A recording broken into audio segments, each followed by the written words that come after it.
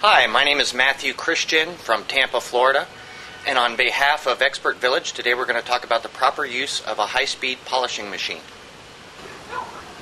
Earlier we talked about different products that are used with high-speed buffers, and they range anywhere from compounds to polishes.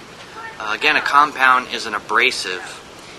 Compound is also something that I don't suggest that the amateur use.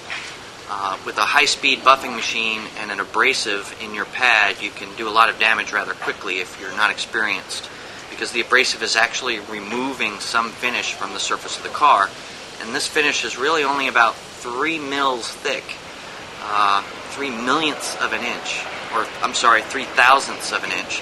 So you wouldn't want to work too hard with a compound on the surface of the paint. But after you compound, it tends to leave the finish a little cloudy or hazy. It would be necessary to follow up with a polish or a non-abrasive. You would use a fresh pad. Let me back up. The surface would need to be cleaned again to get any of the abrasive polish off of there. We'll start with a fresh pad, and then we'll go through the whole process again with a polish. Following the polish, then we would probably go back with some form of protection, whether it be a paste wax or a liquid wax.